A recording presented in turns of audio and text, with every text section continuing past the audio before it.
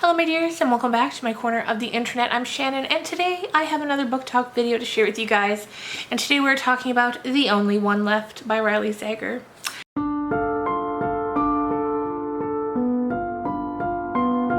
This is my third book of his that I've read. I also read The House Across the Lake and Survive the Night, and I liked both of those a lot. I know he can kind of be the sort of author that people either love the books or hate them. But I loved those two, even though they get pretty off the rails. This one's no exception, especially towards the end. Things go crazy, but I liked it. And I have got to say, there's no other author that I've read to date that manages to pack so many punches in the forms of twists and turns into one book as this man does. I don't know how he comes up with it all, but it's always turn after turn after turn. This one, especially towards the end, like I said, it gets wild. So when we talk about this book today, there will be spoilers, but I will give you a warning before that happens so you can click away. First, we'll just talk about the general synopsis, and I'll give you some thoughts, and then we'll get into the spoilers. So if you've already read it, or if you don't want to read it, you just want to know what happens, you can get that here. Okay, so the book starts off with a woman named Kit. She is a caregiver. She's recently been let go, or not let go, well yeah, let go. She's recently been put on unpaid time off because of a situation that she had with one of her patients. And now she's ready to get back at it. She goes back to the agency that she works for, and they have a job for her. And it's, you know right off the bat, it's a job that nobody else wants to do, because it's at an old, decrepit house on a cliff above the sea where 3 gruesome murders happened in 1929. The house is called Hope's End, and there lived the Hope family back in the day.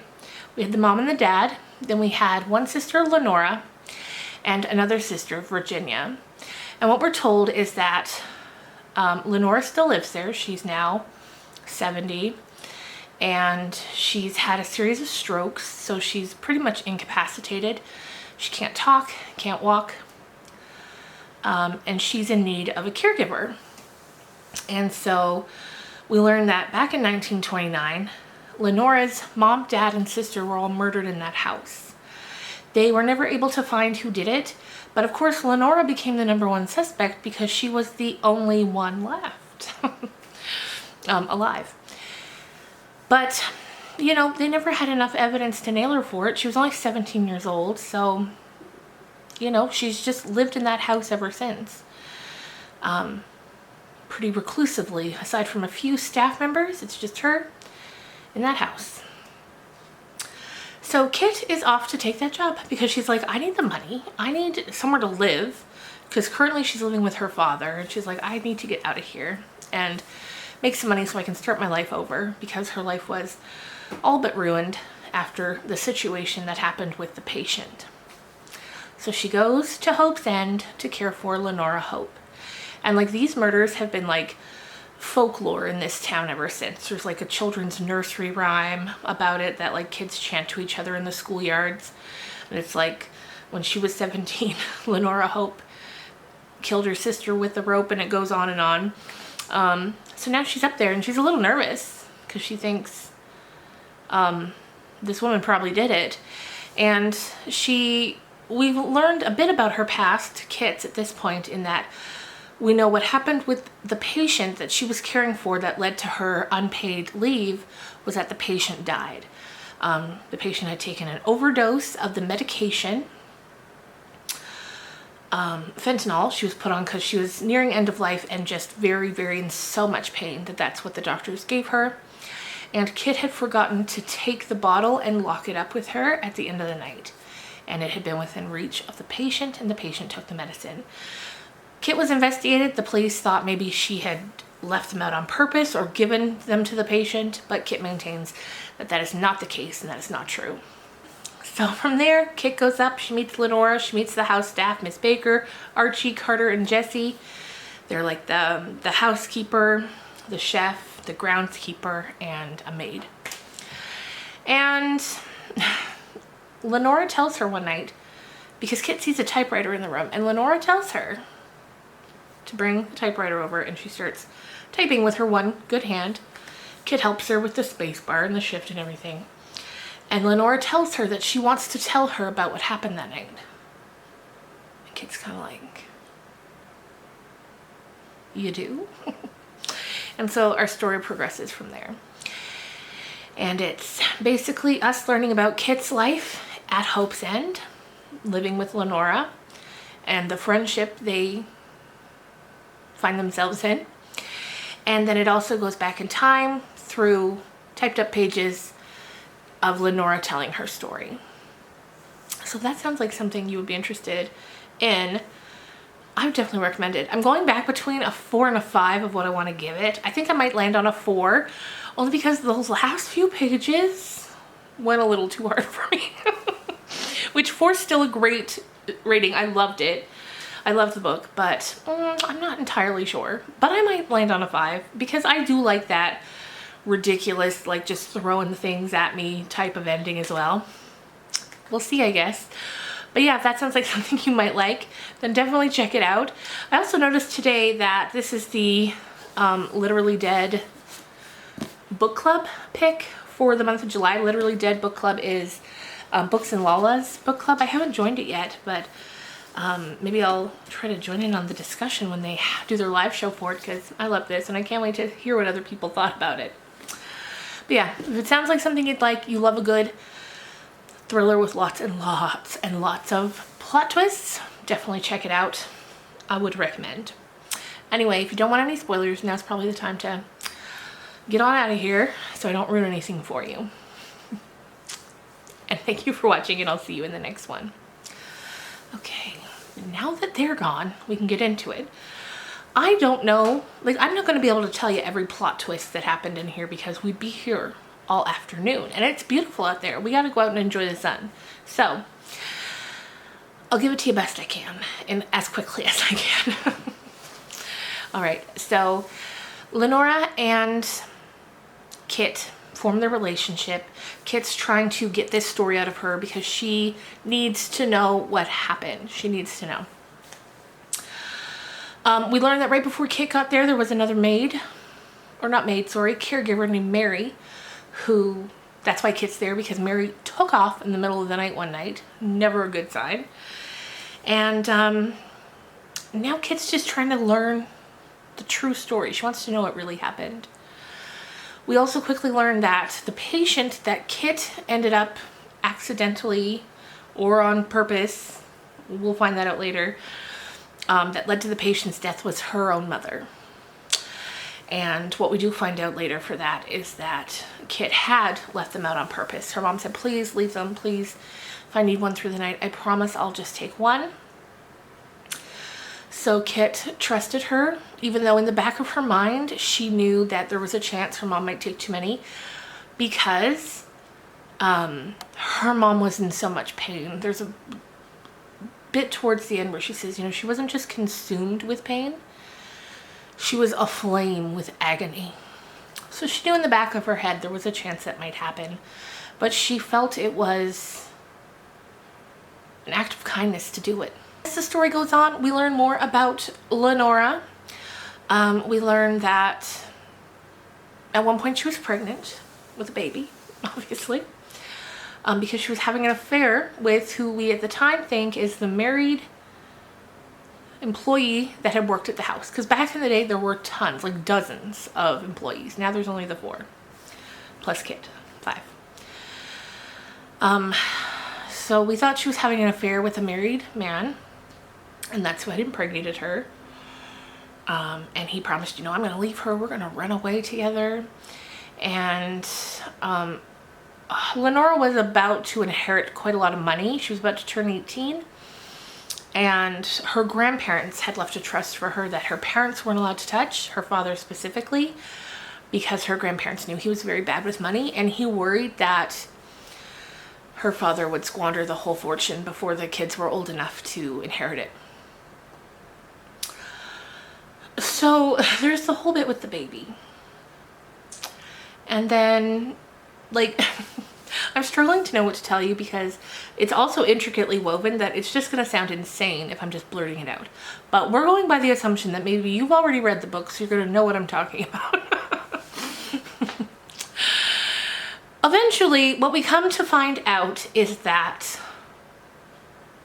and like it's quite a while before we find this out, but this is kind of the peak because I kept wondering who Mrs. Baker is. She's the housekeeper, but I had a feeling she was more than that. And I kept waiting to see what the reveal was going to be for Mrs. Baker.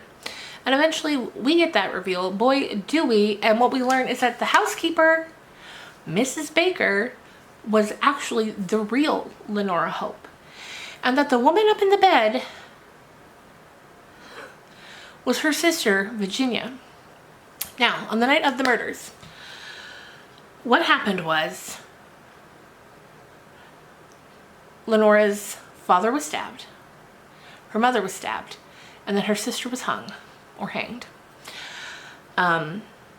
But what we learn along with Kit is that when that happened, Virginia didn't die immediately. She died 6 months later. And so in those 6 months, Virginia was in the house.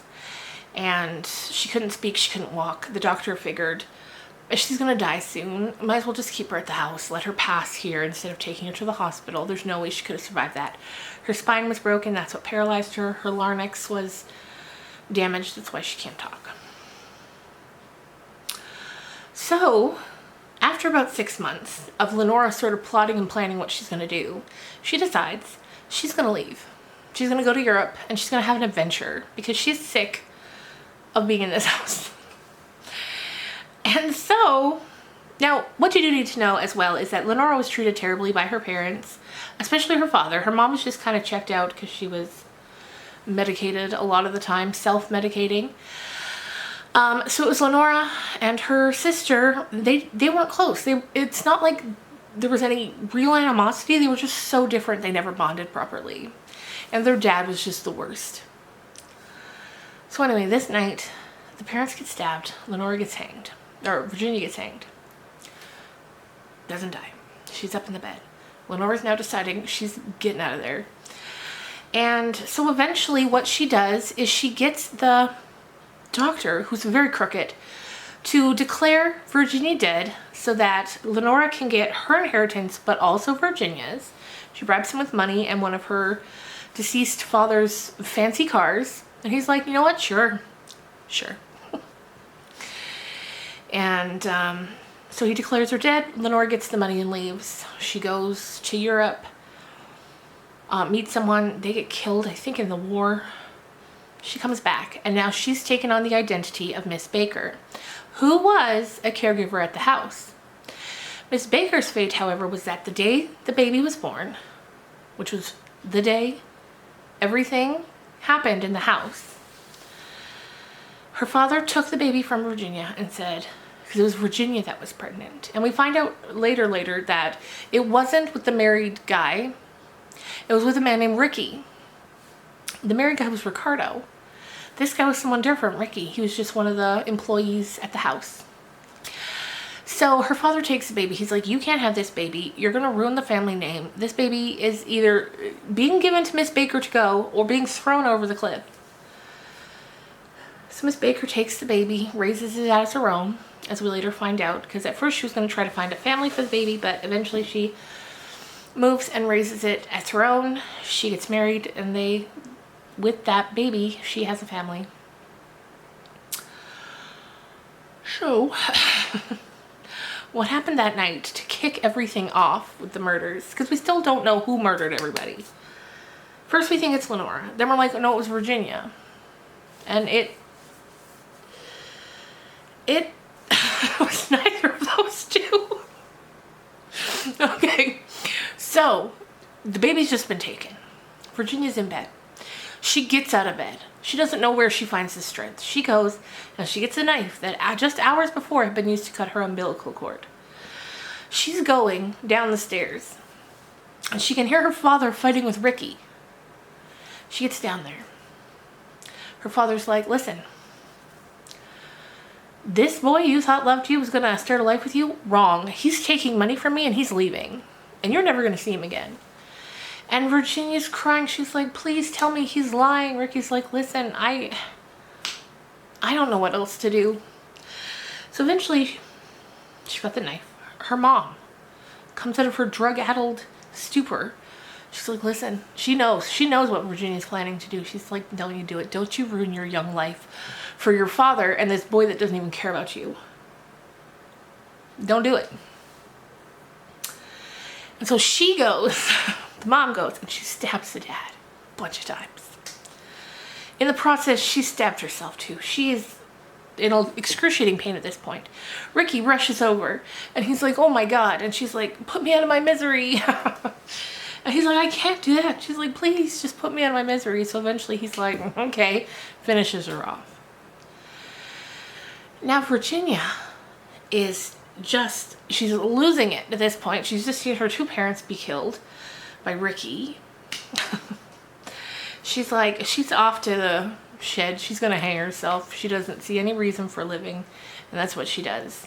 So it would have been Ricky who had, so her mom had killed her dad, and then Ricky had essentially put the final nail in the coffin there, because perhaps her mother would have been fine if they just called a doctor, but her mother didn't want that.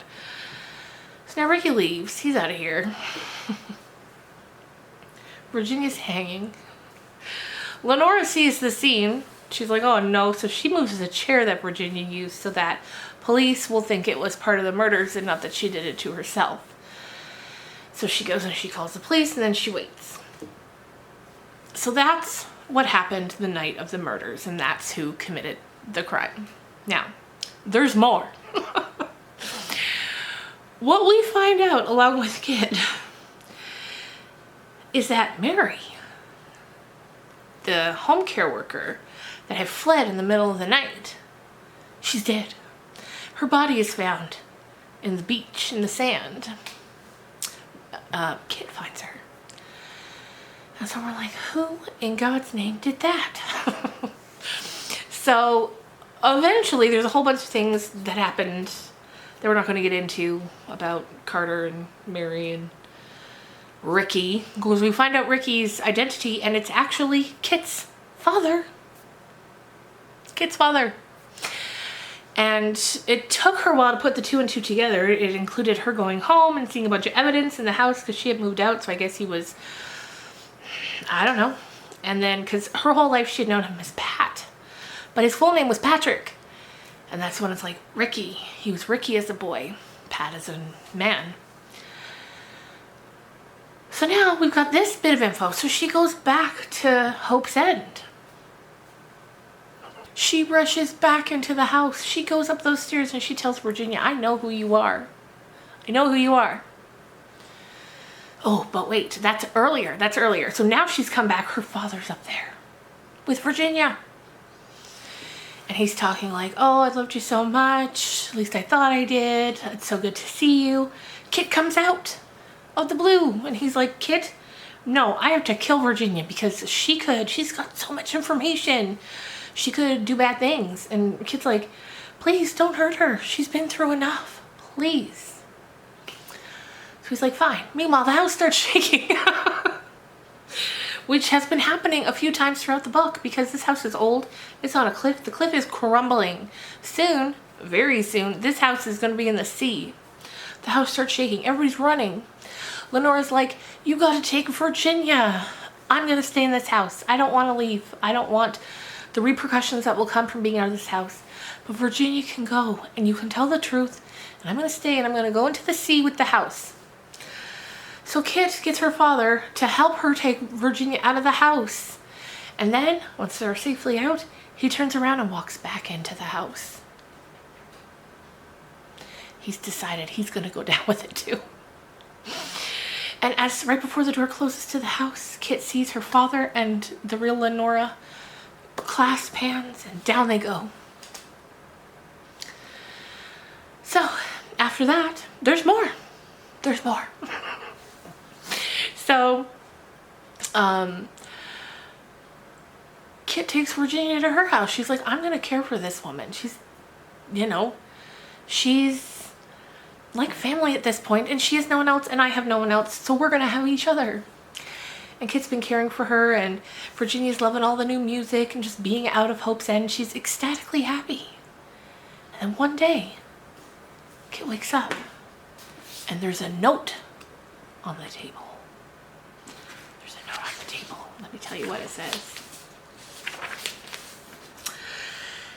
At 69, Virginia Hope wrote her nurse this little note. Thank you, dear, for saving me. Now it's time to let you be. I take my leave, walking tall, knowing that I fooled them all. So you're like, what? And I'm sure Kit was like, what?